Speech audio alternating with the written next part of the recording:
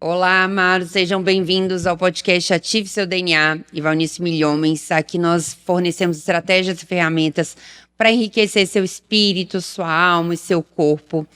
E nós estamos aqui na nossa série Desvendando a Páscoa. E o episódio de hoje é o poder da restauração. Lindo esse episódio. Nós já vamos falar que realmente Deus tem o poder de restaurar todas as coisas. Então, se você está aí, está se sentindo quebrado de alguma forma, quebrado financeiramente, emocionalmente, mentalmente, não perca esse episódio. Não esquece de compartilhar também esse episódio, está bem atento, porque nós vamos falar sobre como Deus tem esse poder de restaurar todas as coisas. Então, começamos já falando sobre a cruz, né? Como a cruz, como nós podemos utilizar tudo que nós aprendemos agora sobre a verdadeira história da Páscoa, o verdadeiro significado. Como a cruz tem o poder de eliminar a maldição e realmente restaurar a nossa sorte, restaurar a nossa saúde, restaurar nosso corpo, nosso espírito, a nossa mente. Esse poder de restauração da cruz. Como que nós podemos aplicar isso de forma prática? Maldição. O que é a maldição? Tudo que é mal. Tudo que é maléfico. O oposto da maldição é a bênção. E quando você faz esta pergunta, sobe logo ao meu coração Gálatas 3,13. Cristo nos resgatou da maldição da lei, fazendo-se maldição em nosso lugar, para que a bênção de Abraão chegasse até os gentios e recebêssemos o Espírito pela fé. Cristo nos resgatou da maldição da lei. Qual é a maldição da lei? A maldição da lei, nós vamos vê-las descritas no capítulo 28 de Deuteronômio. Na realidade, o capítulo 28 de Deuteronômio vai apresentar a lista das bênçãos e a lista das maldições. Quando o povo entrasse na terra da promessa, nos montes Ebal e Gerizim, deveria ler as bênçãos no monte Gerizim e as maldições no monte Ebal, enquanto todo mundo dizia amém, amém e amém. As bênçãos, que são as bênçãos da aliança com Deus, as bênçãos que Jesus Cristo veio trazer, nós poderíamos sintetizar quando vai dizer bendito serás ao entrar, ao sair, tudo em que puser a mão. Bendito em todas as áreas, no que você é, no que você faz, onde você está, onde você vai, a bênção de Deus. E na realidade o texto lá diz que se eu obedecer a Deus, e neste caso, se eu abraçar a Jesus como meu Redentor, aceitar o sacrifício do Calvário, as bênçãos correrão atrás de mim e me alcançarão.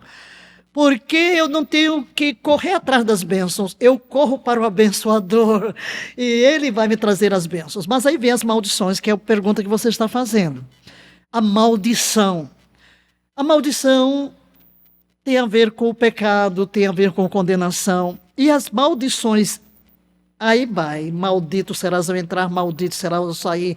Todas as enfermidades, derrota, miséria, pobreza, enfermidade, depressão, opressão. Tudo isso é maldição.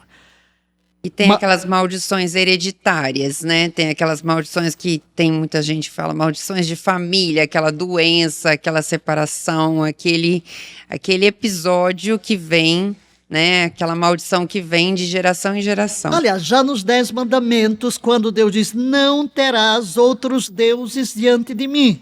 Não farás para ti imagem de escultura, nem semelhança alguma do que há no céu, na terra ou debaixo da terra. Não te inclinarás a elas, nem a servirás, porque eu sou o teu Deus que visito a maldade dos pais dos filhos até a terceira e quarta geração. agora abençoa até 1000 gerações. Então, temos as maldições, porque tudo isso é maldição. Seja hereditária, seja o que eu peguei agora, não é? Porque são as maléficas consequências do pecado. É o pecado, é a miséria, é a derrota, é a pobreza, é a doença, é a corrupção, é a degeneração. É todo o mal que nós vemos no planeta. Só que Jesus naquela cruz tornou-se a minha maldição. O salário do pecado é a morte. Então Jesus, sobre a cruz, leva minhas maldições, minhas doenças, minhas dores, minha miséria, minhas derrotas. Ele se torna o meu pecado. E aqui é incrível o que Paulo está dizendo. Ele se tornou maldição para que a bênção de Abraão chegasse até nós. E qual é a bênção de Abraão? É a bênção da aliança. Tudo que é de Deus é nosso. É o fluir da bênção onde quer que você esteja. Completo bem-estar. E recebêssemos o Espírito pela fé. Por que entra aqui o Espírito? Porque é o seguinte, quando Deus fez o homem lá no Éden, soprou o Espírito. É a vida. É a vida. Espírito de Deus. Quando Deus faz uma aliança com Abrão, coloca seu nome, que é a mesma palavra para espírito. Quando Jesus ressurge, ele chega e faz, libera a vida. Então Paulo está dizendo que a razão por que ele se fez maldição em meu lugar, para que eu seja participante da bênção. E além de ser participante da bênção, eu tenho meu espírito recriado. Meu espírito é recriado. O que Cristo fez realmente para me libertar da maldição, ele se tornou o que eu tinha. Ele foi maldito para que eu seja abençoado, para que as bênçãos de Abraão chegassem até nós. Eu gosto de pensar muito na troca do Calvário. Jesus se torna filho do homem, para que eu me torne filho do Deus vivo. Jesus se torna o meu pecado, para que eu seja justificado. Aquele que não tinha pecado, se fez pecado por nós, para que nós fôssemos feitos justiça de Deus. Jesus não tinha do que morrer, morreu a minha morte, que é a última consequência do pecado.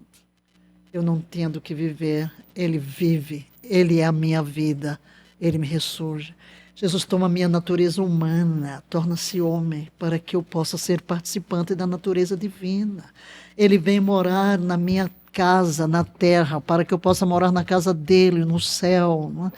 E a maldição de todas as consequências do pecado, ele leva à plenitude, para que eu possa participar da sua glória. E é algo tão maravilhoso que ele se torna homem para, nesse corpo humano, levar a minha maldição, mas ele ressurge para que eu também possa ressurgir. Ele volta à glória para um dia também me receber, e hoje ele está lá à direita de Deus, intercedendo por nós, representando-nos, porque ele é o Deus homem, representando-nos diante de Deus para interceder por nós, para nos livrar, para nos libertar de todas essas mazelas que você mencionou aqui, dessas quebradeiras todas, dessas maldições todas. Mas não apenas ele está lá me representando, mas me manda o Espírito Santo para representá-lo diante de mim, a fim de que eu possa não viver mais na maldição, mas viver na bênção. Maravilha, muito bom. Eu sei que você já teve várias experiências marcantes, mas agora a gente vai falar de experiência, né? Como que realmente, de forma prática, a pessoa que está em casa pode utilizar o sangue do Cordeiro, esse conceito de redenção da cruz, para transformar uma situação que ela esteja vivendo de maldição, de doença, né, de problema no trabalho, de dificuldade financeira, de depressão, de ansiedade. Deus não tem um sem número de soluções para um sem número de problemas. Deus tem uma única e toda suficiente solução para todos os nossos problemas. Na realidade, a cruz é a resposta. A cruz Se nós conseguirmos ter uma experiência com a cruz, nós veremos que todas estas maléficas consequências do pecado que eu vivo, ele as viveu em meu lugar, para que eu não tenha que vivê-las. Mas eu preciso ter esta visão. Eu até listei aqui, né, porque você fez uma pergunta aqui sobre os efeitos da cruz. Né? Na cruz, o pecado foi vencido. Por que eu vou viver em pecado? Não tem lógica. Na cruz, o império da morte foi abalado. Por que eu vou temer a morte? Fala para as pessoas que não são cristãs o que seria o pecado. Quais seriam os pecados? Então, o pecado da idolatria, de adorar outros deuses. O pecado é não ser o que Deus quer que nós sejamos. Todos nós já nascemos pecadores, condenados. Olha, ninguém tem que fazer nada para o inferno. É só continuar do jeitinho que nasceu. Já nascemos em pecado, perdidos, condenados. Não é uma questão de que vou, não. Essas questões que você falou aqui são que frutos? Mangueira dá mangas. Mas a raiz não são as mangas, é a mangueira, porque toda mangueira vai dar manga. Agora, por que eu produzo estas coisas? Eu idolatro, eu mato, eu roubo, eu minto. Porque eu sou um pecadeiro. A minha raiz, a minha essência é no pecado.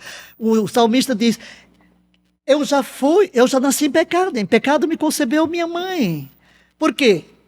Toda semente produz de acordo com a sua espécie. Ninguém tem que ensinar ninguém a fazer coisas erradas. Então, o pecado é não ser o que eu tenho que ser. E eu só tenho uma maneira de sair dele, é me encontrar com Cristo, é morrer para o pecado, isto é, separar-me dele e aceitar. Se você quer mudar a situação na qual viveu, aí sim tem que fazer alguma coisa, que é abraçar a salvação. Deus não vai mandar ninguém para o inferno. A gente se manda sozinho. Alguém vai para o inferno porque rejeitou a oferta da redenção. Há pouco estava se falando aqui no intervalo sobre a guerra em Israel, que se oferece uma oportunidade, mas o outro lado rejeita. Pois é, Deus fez tudo, minha gente.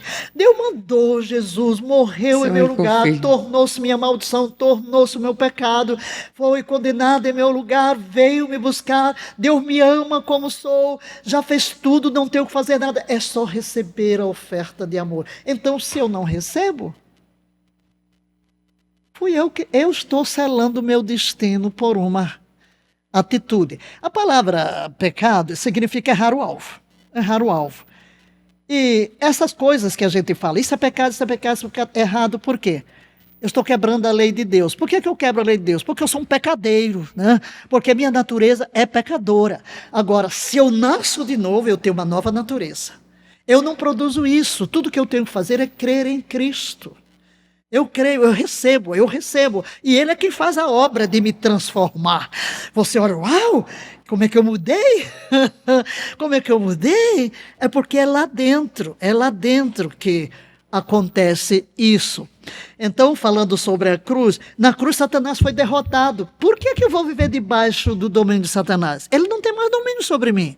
Eu tenho que entender, na cruz ele já foi vencido. Na cruz nossa salvação já foi conquistada.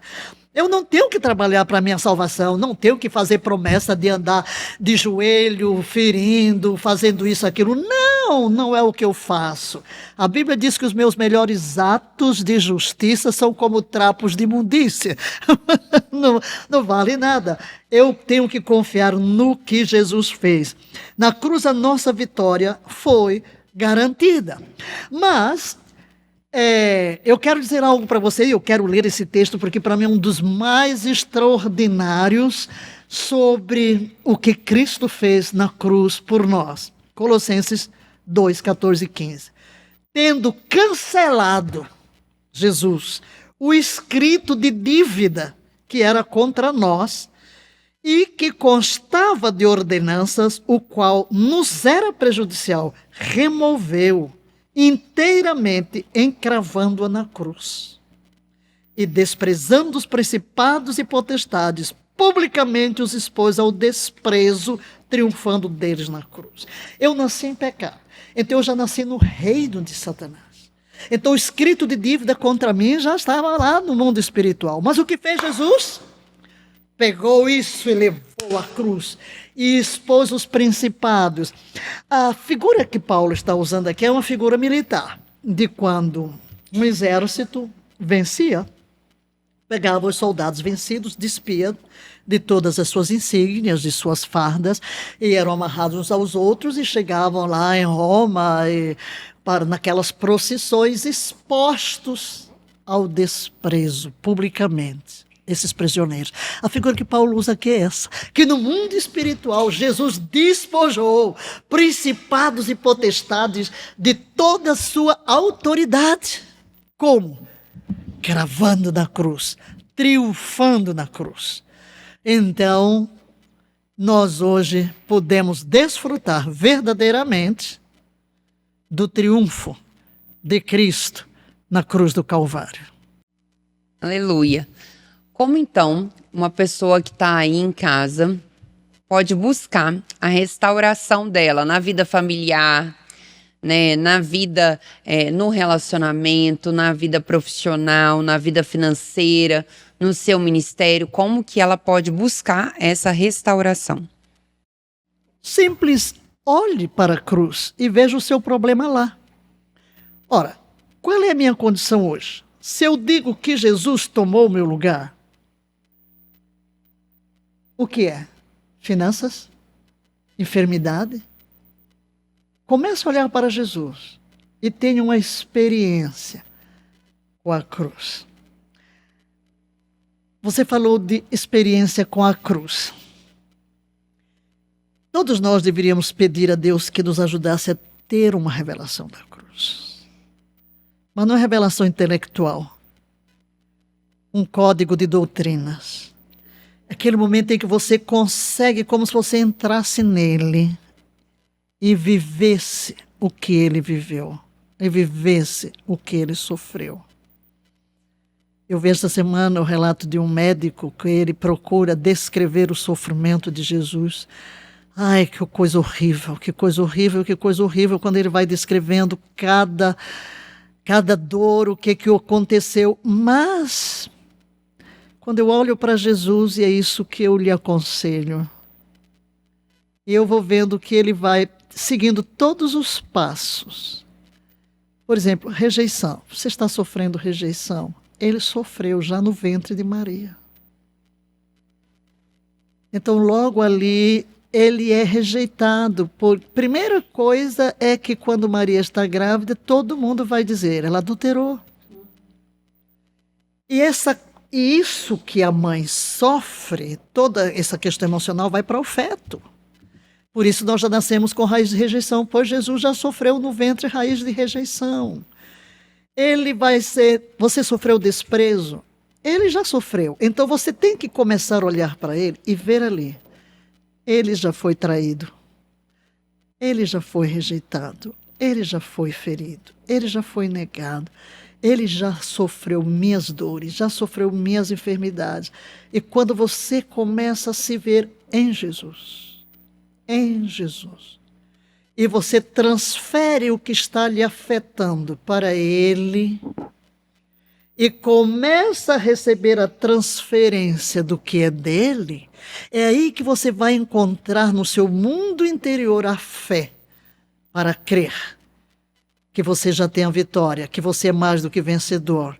E você vai abrir a boca e vai confessar: eu venço pelo sangue do Cordeiro, eu sou sarado pelo sangue do Cordeiro, eu sou perdoado pelo sangue do Cordeiro, eu sou liberto pelo sangue do Cordeiro. Jesus já pagou o preço para que eu viva a vida plena. E então você vai alimentar a sua mente com as promessas, vai tirar os olhos do problema e se concentrar na promessa. Muito maravilhoso. Estava lendo essa semana um cientista que era ateu, né?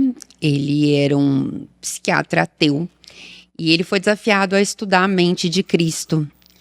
E ele começou a estudar a mentalidade de Cristo. Ele começou com a mente, né? mas ele ficou profundamente emocionado com o estudo que ele desenvolveu. Inclusive, depois se converteu, porque não tinha como. Mas o que ele falou muito, o momento chave que ele começou a estudar Cristo foi exatamente o momento pré-cruz, né? Que foi antes da cruz. Foi quando Judas, imagina, um traidor, você já sabe exatamente, a gente se coloca no lugar de Jesus, né? Então pensa, você sabe que a pessoa vai traí-lo, a pessoa chega, você dá um beijo no seu traidor, né? Está ali, você podia o quê? Você, naquele momento, esse psiquiatra relata, todas as suas janelas killer eram para estar abertas. E você ali desenvolveu uma reação de luta ou fogo, correr, xingar, reclamar, gritar, né?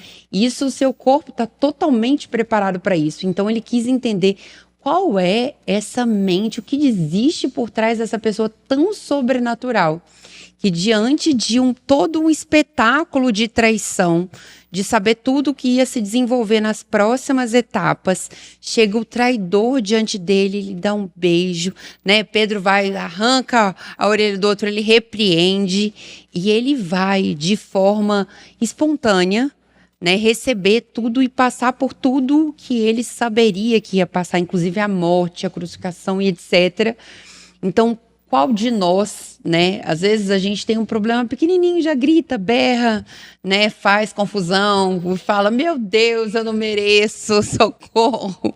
E olha o tamanho de tudo isso e como ele realmente, qual é a marca do caráter, da mente, da emoção, o quanto ele estava alicerçado ao Pai para realmente ter esse tipo de reação diante da maior adversidade que existe, né? Que o maior medo do ser humano é o medo da morte, né?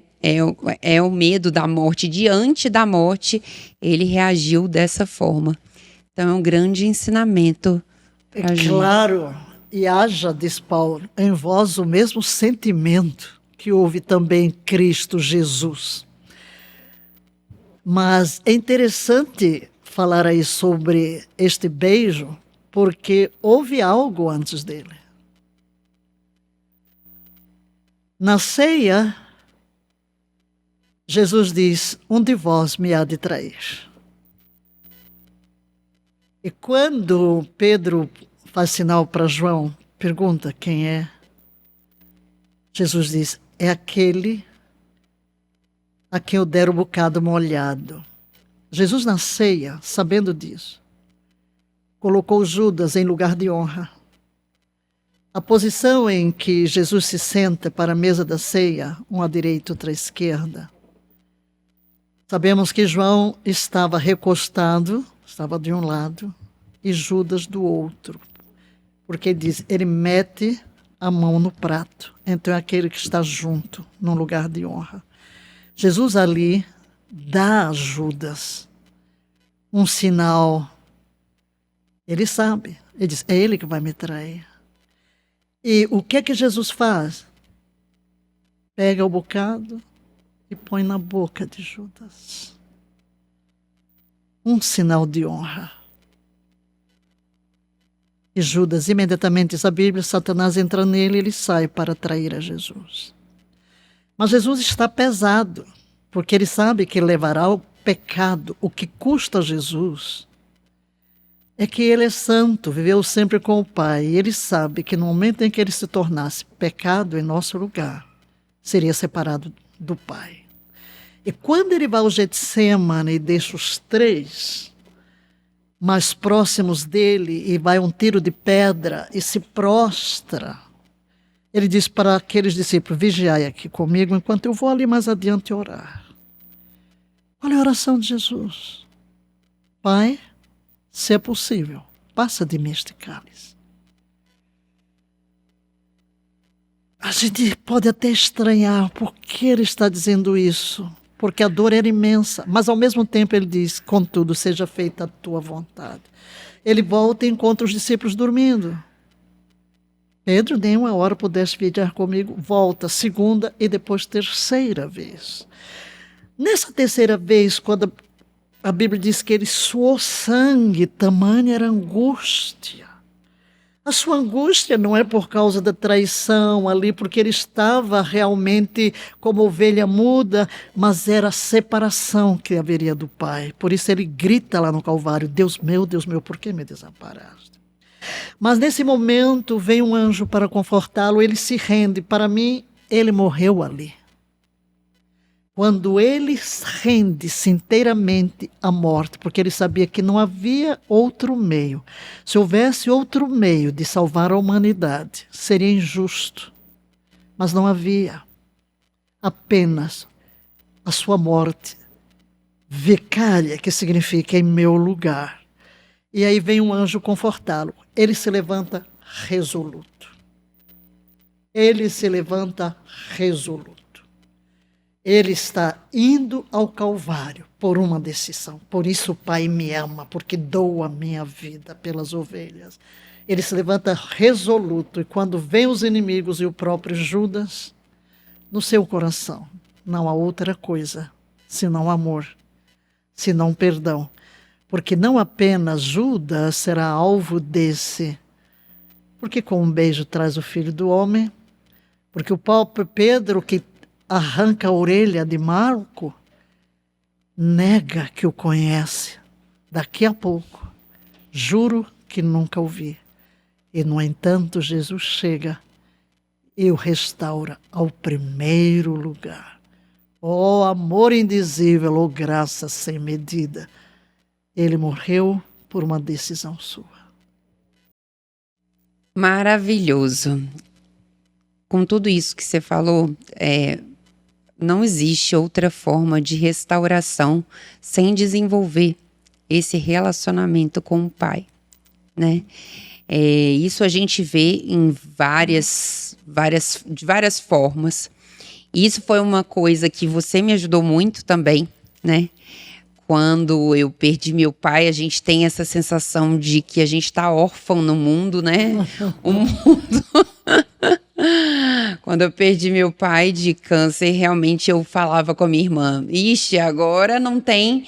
eu tô órfã no mundo, eu tô sozinha no mundo. E minha irmã falava: não, você não tá sozinha, imagina, eu tô aqui, minha mãe tá aqui. Mas não importava.